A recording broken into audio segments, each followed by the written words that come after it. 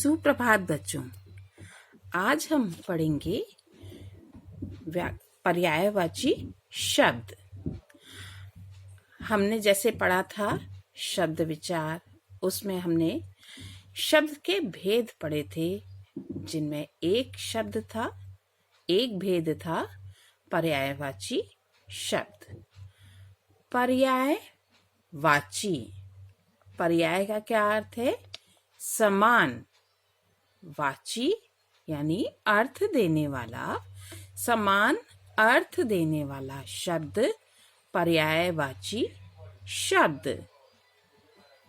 देखिए आप परिभाषा कि समान अर्थ देने वाले शब्द पर्यायवाची अथवा समानार्थी शब्द कहलाते हैं।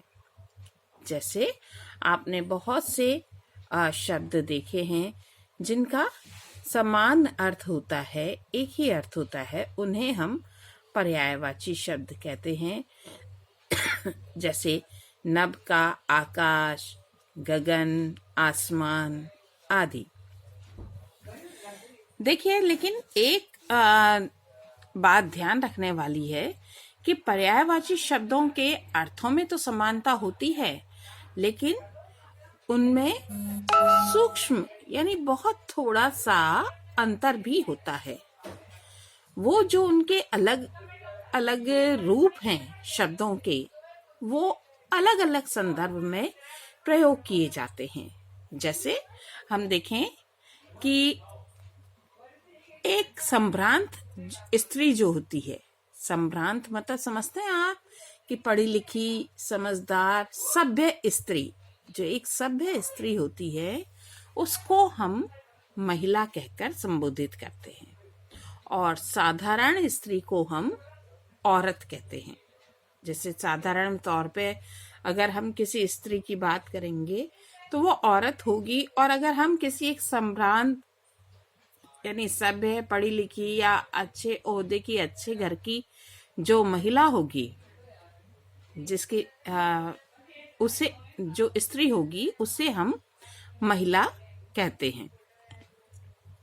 पत्नी या प्रेयसी, प्रेयसी मतलब प्रेमिका, पत्नी या प्रेयसी को वनिता कहा जाता है।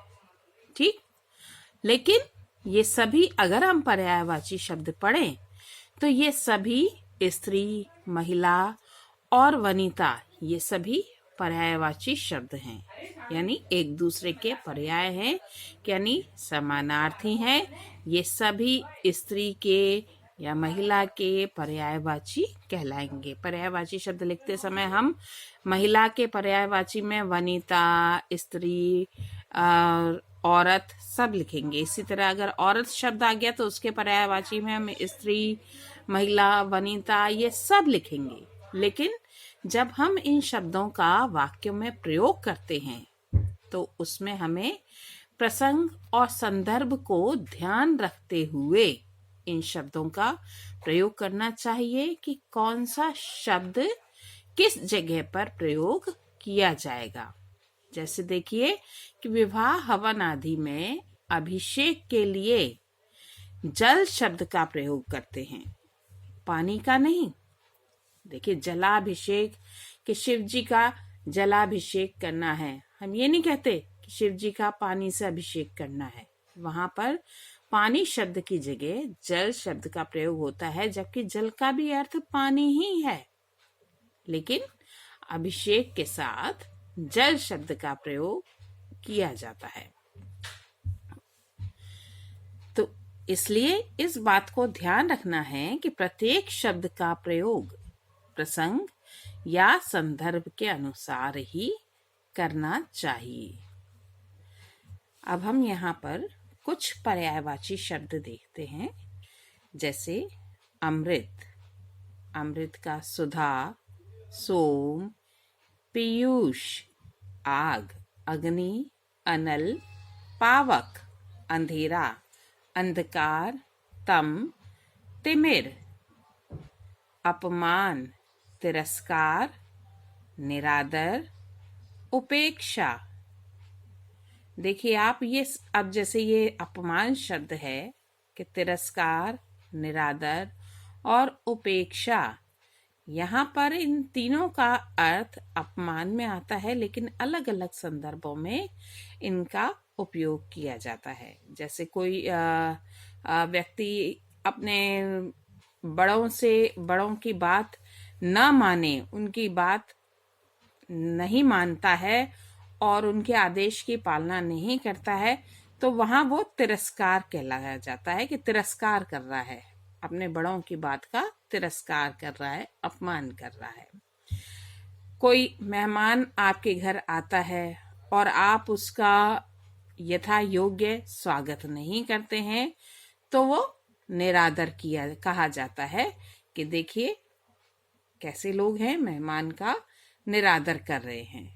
उपेक्षा, कोई व्यक्ति है या कोई